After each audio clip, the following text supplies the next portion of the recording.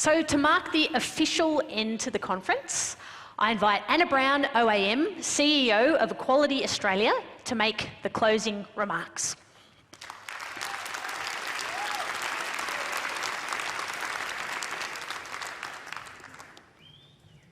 We're nearly there, everyone. Thank you so much for that incredible performance, and thank you, Mon, for today's hosting. This has been a world-class gathering of activists, advocates, scholars, change makers, and of course, so many people have been behind the success of the last 3 days, and I do want to pay tribute to them. First of all, of course, our First Nations communities for welcoming us to their country, the Gadigal of the Eora Nation, and all of the influence and impact they've had on shaping the First Nations elements and other elements of this program. It's been simply a point of pride for the Sydney World Pride team, I know, to consider just how far the First Nations voices have come. And for those that were at the Black and Deadly Gala Ball last night, it was truly a life-changing experience, and we're about to have another really incredible special cultural experience just after I finish talking, which I'm sure will be very soon.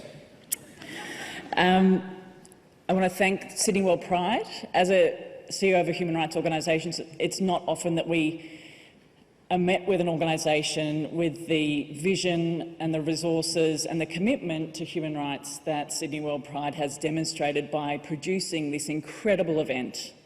So please thank Kate Wickett, happens to be my wife, and her team for what they've managed to bring to us these 3 days.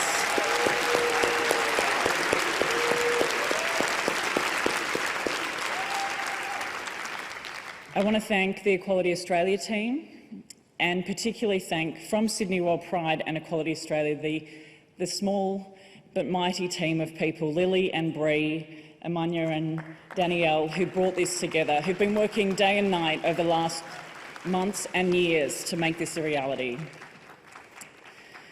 Of course, we couldn't have done this without the volunteers, both the Sydney World Pride and Equality Australia volunteers running around all week and before then. Thank you to those of you that thanked them. It means a lot. And I just want to give a really big round of applause to our volunteers.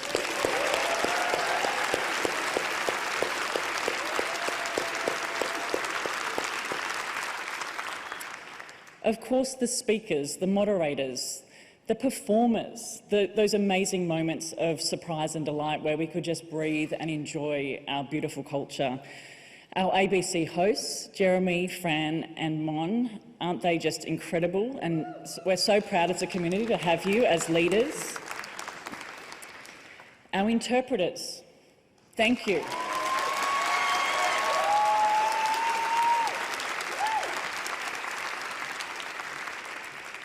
Our elders, our dignitaries, the elders of our community, and I'm so glad that Robin Kennedy could address you today, our 78ers, all of these incredible people on whose shoulders we stand. Please do give them a round of applause.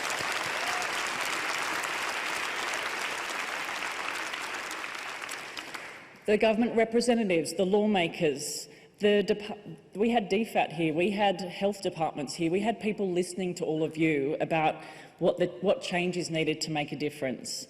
We also had a group of scholars, and I want to give a shout out to the international scholars and also Australian-based, particularly the First Nations scholars that are in the room. Hopefully you had a great time. Hello. But of course we need more scholars in Washington and need to build on this program.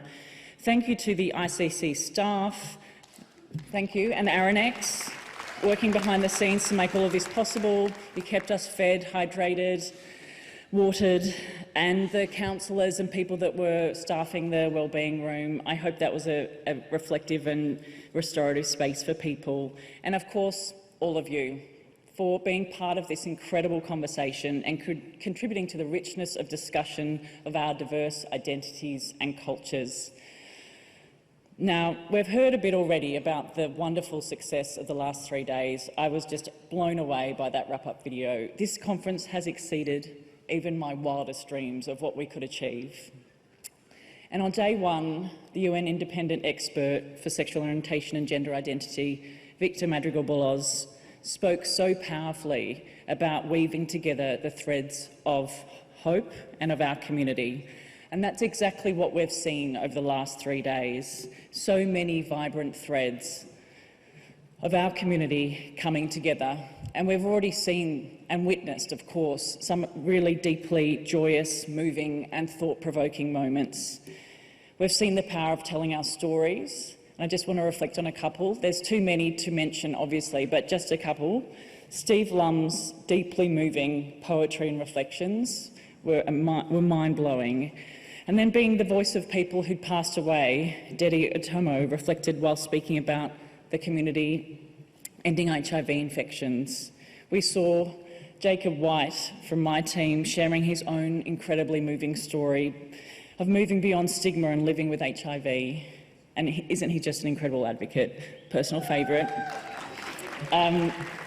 Imam Mushin Hendricks, his personal moving story reflecting on the authentic relationship between a gay imam and his children. His daughter observing, "It was like my father was always in a constant war and I want to help him win." The incredible Inclusion Squared panel showing us that the inclusion of people with disability in the conversation is vital and telling us what pride means to them and what they fight for. Give them a big round of applause. And of course, the panels today, just incredible. Hearing the stories and how the telling of our stories is changing from a group of incredible young change makers this afternoon. Young people who didn't have role models themselves but are finding ways through social media, through TikTok, of telling their stories on their terms. It's truly inspiring. I also want to highlight a couple of important themes. We set out to ensure that First Nations voices were woven throughout this conference. I was so moved by Ross Fowler's incredible welcome to country this morning, and I'm always struck during welcomes by the incredible generosity of our First Nations communities and people welcoming us to this land despite the injustices they've endured. This is the story that we've heard echoed by voices from the Pacific, and I'd like to thank Amanya, our new Queen, Her Majesty, not that other Queen, but Amanya, her involvement in this conference has been pivotal in weaving the Pacific voice throughout the 3 days and paying respect to our First Nations cultures globally. The calls for decolonisation have been strong and loud, and I hope they've been heard around the world. Colonisation, of course, is a structure, not an event. It's not just about undoing harm, but also building the society we deserve, with First Nations and Indigenous voices at the forefront of those utopias. Decolonisation, of course, is a process. It's ongoing, and it's a project we all need to commit to, whether it's our bodies or our chairs or anything else.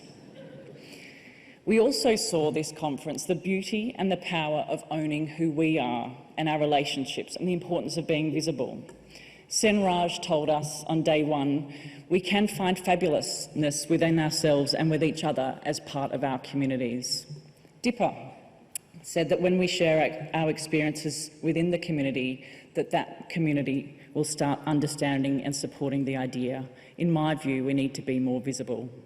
Clara, of course, singing "I Am Who I Am." I want her to be my doctor. Anthony Van Brown, "I took back my power, declared who I was. I did not need fixing. I was not broken. I was loved, complete and whole." And as Brenda Appleton reflected, we seek a world where you are not penalised because of your gender identity, just because your gender identity doesn't match society's expectations. Another theme, the need for solidarity and the need to stand together as a community. And we saw that throughout the 3 days. We heard from Lenny Empson. This last 12 months has taught me how united we are in the world and how empowered we are. Despite different cultures and borders, we are all together. And if one of us is suffering, we all stand up to protect this person, this group, this community and country. This is my important lesson, and I'm very proud of my community. Jessica Stern, so many pearlers always from Jessica, but we sink or swim together. And of course, the panel itself on standing in solidarity with other movements, where Malaki Gaza reflected, as we all know, all troubles are interconnected, and we heard important stories and perspectives from the climate change movement, the racial justice movement, and of course, standing in solidarity with our First Nations peoples here in Australia. We also heard important messages about self-care this afternoon, and the need for funding and resourcing of our communities, the importance of intergenerational conversations. All this and more over the last 3 days, but I want to reflect a little about the legacy, and we've heard a lot about that today. This has been about bringing people together, the opportunity, and I hope you've all formed some fantastic connections.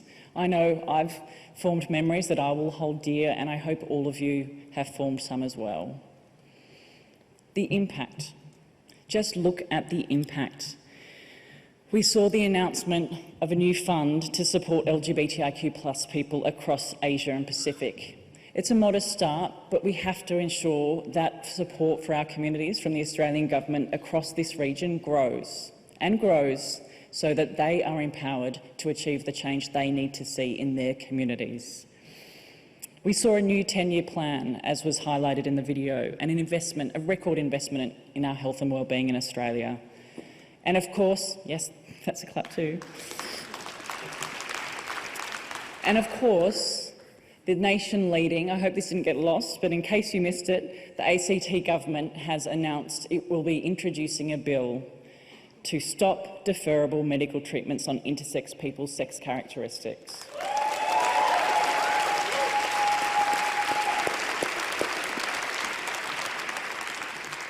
And of course, Intersex Human Rights Australia and advocates across Australia, including Equality Australia, will be working to ensure that legislation is world leading and has an impact for intersex people in the ACT and everywhere. We saw the New South Wales government backing our campaign to make sure that LGBTI communities are counted in the census. And in all of this, we have to remember that announcements like these are only possible because of the tireless work of hundreds of people in this room today, and of course outside the room everywhere in the world. I think a really special moment today for those that haven't heard. It was wonderful to see just one of these incredible people, these change makers, recognised and celebrated today. Elena Shevchenko was named today as one of Time's Women of the Year.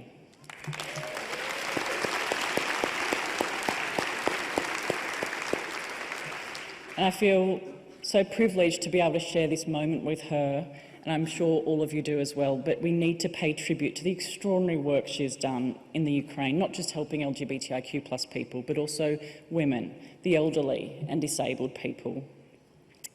Elena made a comment this morning about the need for change and international solidarity to be directed by people on the ground and those most affected. In thinking about international solidarity, we can't forget about the growing impacts of climate change. It's affecting all of us, and it's been highlighted throughout the week. We can't enjoy our human rights if our very survival is under threat. And for those in the Pacific, and indeed small islands everywhere, this is indeed a reality. We must push back. So the challenges that humanity faces may never have been greater, but I'm confident that together we are going to make positive change happen. And I'm confident after the last 3 days, if they've shown us anything, it shows us the power of working together. And I look around this room and I'm filled with hope. Every single person who is here is changing their community for the better. And all of this change together will change the world. So in that spirit, we look forward to seeing you in Washington in 2 years' time. And I'm going to hand over now to Mon, I think, to introduce a very special ceremony that is the handover of this conference to the next. Thank you.